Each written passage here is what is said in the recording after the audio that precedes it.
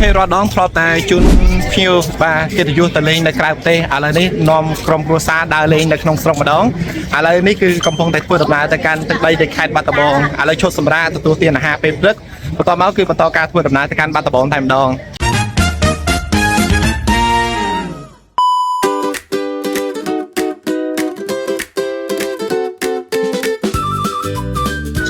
โอเคแล้วนี่บ้านมาดอบ้านสมองให้ปตายมนโจเตยหางที่เมาอย่ามาหาเป็นไงแต่ให้หางแต่ยาไปเป็นไงนี่คือจะหางวัวแต่หลับใบในตรงสเปนบ้านสมองแต่มาดองเอาไปดังนั้นนั่นคือมาหงขมายสดซาบ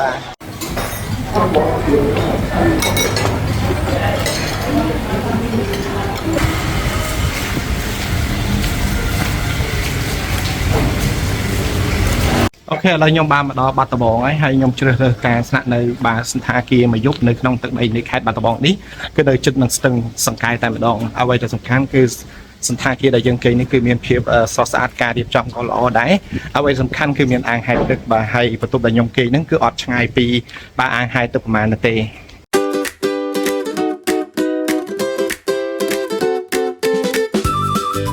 บัตรอะไรนี่คือต่อไปวันนี้ได้เจนไป explore ในขนมตีรุมแคดบัตรบองไว้หรือกับกรงบัตรบองนั้นไอ้กำทีตอนนี้คือจุนก็เตยสลากรงมาเตยเมื่อไตตะอากีสลากรงให้ไปต่อมาคือยังเตยบากระไรเงี้ยพนมสเปอร์แล้วไปเมื่อสัปจิวบารอบเลี้ยงมาขอเจนปีรุ่งสังคมทัศสัปจิวนั่งเจนเอาเรียงเรือนติดหัวลงมาลงมนดอกผมเปิดยกบันเจนแต่อะไรนี่การเสียล้อให้บ้านสูบองปรองในทีนุกมาทาภัยที่มองผมมวยไอ้นั่งไปจิวขอเจนไง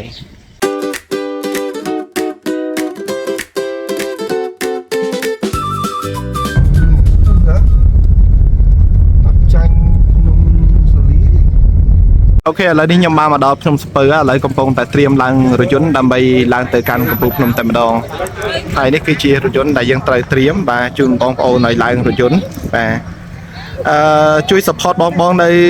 ในที่นี้ตัวเตยเพื่อช่วยจีเพียบอกกอดยังลังเตะครัวในโดยเชิงกับบานบางลังครัวในกับบานได้แต่แต่บอกกิดเยอะล้อดับดาราได้ปะยังไอจีลังเตะช่วยสปอร์ตนี่ตัวไปจะมาทำไมมีการงี้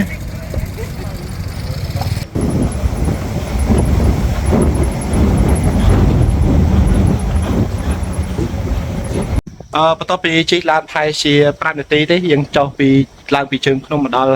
กลายนี้ให้ยมจุนบากรมครัวซาโดยเฉพาะบองปอนมาสกอร์กลายแต่ตรงมวยประวัติศาสตร์สมัยเดิมระบบเยอะแต่ตรงจมูกหนึ่งสมัยขมายของชนำปอนบนโดยเจ็ดสิบสามดอกเจ็ดสิบปุ่นนั้นได้จะหาทาคิลลิงเคลบาได้เชียกลายขมายของสำหรับเชียชนสโลตรังในตีนี้แต่มาดองบาแต่อันนี้อะไรนี่คือสำหรับมันเลยเจ้าโคไม่บองเถอะมาบองอะไรนี่สำหรับเจ้าสำหรับมันเลยบอโจตะขมดีกว่าไหมข้างนอกบอกข้างนอกบอกข้างนอกเอง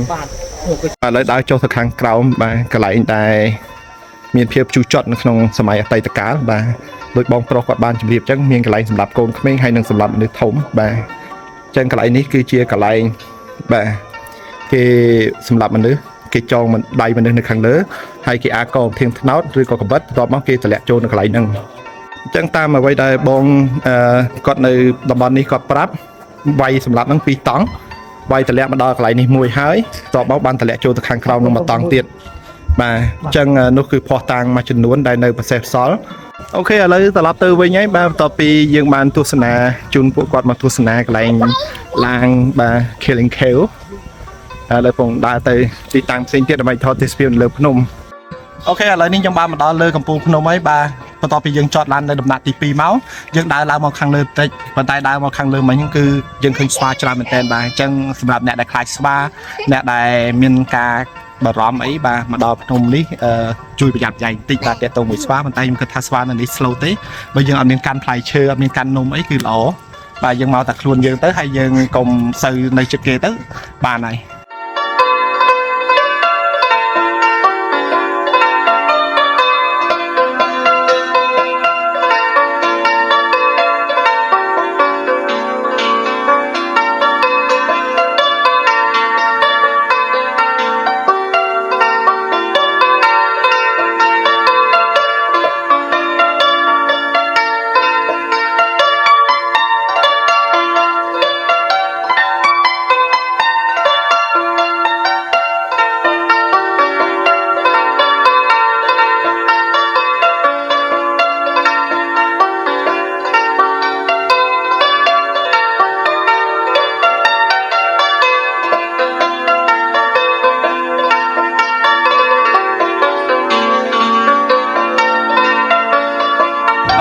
នេះចូលទៅខាងក្រោមវិញហើយដើម្បីមើលបញ្ជាបាទព្រោះឮថាឥឡូវនេះបញ្ជាមករឿងយឺនតិចហើយជា6 20នាទីអីចេញមកអីអញ្ចឹងយើងសេរីពេលវេលាម៉ោង6អីយើងចូលទៅខាងក្រោមវិញជារឿងល្អដើម្បីយើងសល់ពេលវេលាអាចសម្រួលអេរិយាបថញ៉ាំភេសជ្ជៈរកកន្លែងគួរសមអង្គុយអញ្ចឹងទៅរកទីតាំងល្អដើម្បីយើងថតបញ្ជាបាន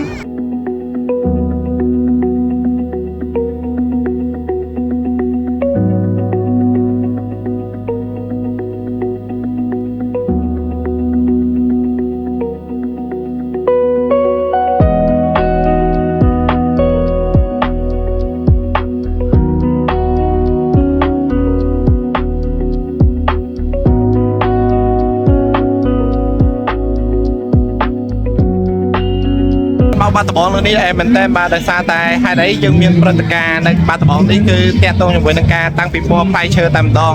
ហើយឃើញថាល្ងាចនេះមានភ្ញៀវបាទក្នុងស្រុកនឹងមកច្រើនមែនតើជាមួយនឹងភ្ញៀវអន្តរជាតិគេធ្វើនេះគឺនៅមុខសាលាក្រុងបាត់ដំបងតែម្ដងគេលេងនៅស្លៅហ្នឹងហើយកូន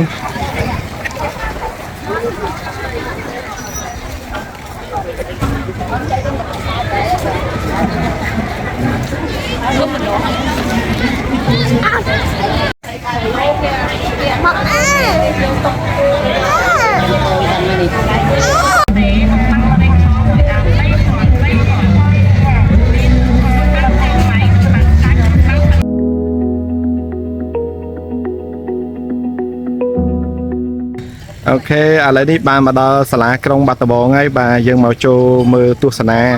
អាគារបុរាណមួយបាទមានអាយុកាលហ្នឹងដូចជា100ឆ្នាំហើយបាទប៉ុន្តែក្រោយមកនេះគេមានការ renovate បាទឲ្យខ្ល้ายទៅជាសារមន្ទីរមួយដ៏ល្បីប្រចាំនៅក្នុងទឹកដីខេត្តបាត់ដំបងនេះតែម្ដងក្រុមគ្រួសារខ្ញុំកំពុងតែត្រៀមចូលហើយបាទអូខេនេះគឺជាអាគារសាលាក្រុងចាស់បាទឥឡូវខ្ល้ายទៅជាអាគារសារមន្ទីរអញ្ចឹងសម្រាប់ភ្ញៀវខ្មែរយើងចូលមកទស្សនាអស់តែម្នាក់1000ទេបាទចឹងបើសិនជាមិត្តភ័ក្តិបានមកលេងបាត់ដំបងខ្ញុំគិតថាគួរមកទស្សនាបាទអាគារបុរាណមួយនេះ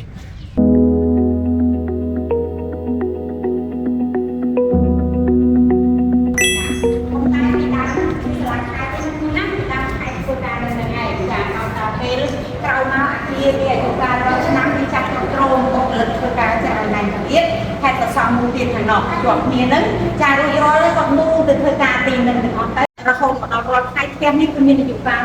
121ឆ្នាំហើយចារីឯវិស្វករសាងសង់អគារនេះគឺជាជនជាតិអ៊ីតាលីមកបារាំងចាគឺថាអគារបារាំងភាគច្រើនរសារមកពីណាយ៉ាងតាមពិតស្ថាបត្យកម្មគឺអ៊ីតាលីទេចាហើយអគារនេះប្រសិនបើគួរត្រង់ទៅមើលគឺយើងមើលបែបធម្មតាអញ្ចឹងគឺគួរឃើញតែជាងឃើញតែគ្នាឃើញតែអួតគឺអត់ឃើញជើងសសរម្ដងទេចាអញ្ចឹងនិយាយជើងសសរប៉ុណ្ណឹងណាមួយណាមួយក៏អត់មានទឹកនេះចាទាំងក្រោមទាំងលើនិយាយទៅកន្លោះកលៀត្រឹមណាក៏ដោយមិនតែកន្លែងត្រឹមហ្នឹងទេតិចទៀតចាគាត់ជួយលើគឺអត់ឃើញទេអាបែបហ្នឹងមិនដើរអញ្ចឹងវាជាភាពអស្ចារ្យណាស់សម្រាប់អគារមួយអគារនេះធំណាស់មិនមែនតូចទេហើយមិនមែនសង់ឥឡូវទេណា121ឆ្នាំអូនចាអត់ឃើញជើងសសរម្ដងហើយឈរជើងនឹងក្បាលរហូតដល់ថ្ងៃហ្នឹងចាភ្ញៀវមើលដោយសប្បាយចិត្តដោយមានទំនុកចិត្តណាមួយណាអត់ព្រួយបារម្ភអត់ភ័យខ្លាចទេហើយអត់ត្រេះអត់ស្មារតីទេណាមួយអញ្ចឹងការ៉ូនេះមកផ្ទះគឺមិនមែន1ម៉ូត2ម៉ូតទេគឺ13ម៉ូតគ្រប់នេះគេវាអត់ចាក់លើទេបន្តិចទៀតជួយមើលខាងលើចាចា13ម៉ូតហើយការ៉ូ13ម៉ូតនេះត្រូវបានដឹកពីប្រទេសអ៊ីតាលីមកចាឥឡូវយើងគិតខុសក្រោយតិចណាមួយណាផ្ទះនឹងអត់ធ្វើឥឡូវទេចាហើយអ៊ីតាលីឆ្ងាយណាស់ហើយផ្ទះធំណាស់មិនមែនតូចទេមិនមកស្លឹកពីស្លឹកមួយណាគឺមកផ្ទះអញ្ចឹងតាមន័យថាវាបើយើងគិតជាលុយឲ្យស្ដាប់គឺមិនហាក់សាយផ្ទះនេះគឺតំផ្លាញមែនទេហើយវាលំបាកណាស់ក្នុងការតំណែងតំណងដល់ការរកអីដល់អ៊ីតាលី120ឆ្នាំមួយហ្នឹងទូរស័ព្ទទូអីមិនក៏មានទេចាអញ្ចឹងអ្នកណាគេធ្វើបានបែបអញ្ចឹងហ្នឹងចាសូម្បីតែអ្នកមានហើយអត់អំណាចទៅធ្វើបានដែរសម័យនោះតើតើមានហើយមានអំណាចទៀតចាអញ្ចឹងអ្នកដែលធ្វើបានហ្នឹងគឺរូបថតស្លឹកនឹងទៀតហើយពីព្រោះគាត់នឹងជាម្ចាស់ផ្ទះនឹងចាអញ្ចឹងគាត់មិនឯងជាអ្នកធ្វើផ្ទះនឹងបានចាអញ្ចឹងមិញហ្នឹងខ្ញុំជម្រាបជូនអំពីផ្ទះឥឡូវខ្ញុំជម្រាបជូនអំពីម្ចាស់ផ្ទះដកលោកម្ចាស់ថាថនឈុំអភ័យវង្សចាពាក្យថាលោកម្ចាស់គឺជានាមរបស់គាត់ពីព្រោះសម័យនោះគាត់គឺជាស្ដេចត្រាំតែខាងគេហៅលោកម្ចាស់នោះមួយណាគឺគេហៅបែបហ្នឹងព្រោះងាររបស់គាត់នោះជាស្ដេចចឹងមួយណាស្ដេចយើងហៅគេអង្គម្ចាស់នេះមួយច្បាយខែយើងហៅឯកឧត្តមលោកជំទាវអានឹងតាមសំណងឋានៈតរស័ក្តិគេមិនយើងចេះតែនិយាយទេ ចាអញ្ចឹងគាត់ឈ្មោះលោកចាស់គេថាកូនឈុំអភ័យវងศ์គាត់គឺជាស្ដេចត្រាញ់ប្រចាំតំបន់ចាមិនចាំខេត្តមិនចាំទេតំបន់ហើយពាក្យតំបន់នៅសម័យនោះគឺជាភូមិភាគទីជាប់ក្រុមតូសៀមក្របដណ្ដប់ទៅដល់ខេត្ត5រាល់ថ្ងៃសៀមរាបឧត្តរមានជ័យពីមានជ័យបៃលុន5ខេត្តនោះក្រោមការគ្រប់គ្រងរបស់គាត់ប៉ុន្តែគាត់ក្រោមការគ្រប់គ្រងរបស់សៀមតែនៅខេត្តសៀមនេះគួយណាចា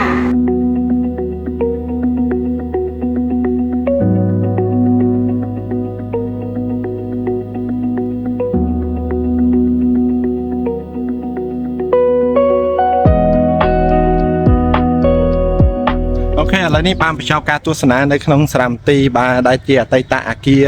បាទសាលាក្រុងចាស់ហ្នឹងឥឡូវយើងបន្តការធ្វើដំណើរទៅកន្លែងផ្សេងទៀតសិនបាទមិនទាន់ដឹងថាទៅណាទេប៉ុន្តែប្រហែលជានៅក្នុងបាត់ដំបងឬក៏អាចថាទៅប្រាសាទចឹងណា នេះផ្លូវភូមិដងឈើរបស់គេជិះកង់ភាពប្រយុទ្ធជិះកង់ណាអូគេថតរូបហ្នឹងthôiថតឲ្យស្អាត មានន័យថាហ្នឹងគេថតដ្រូនមក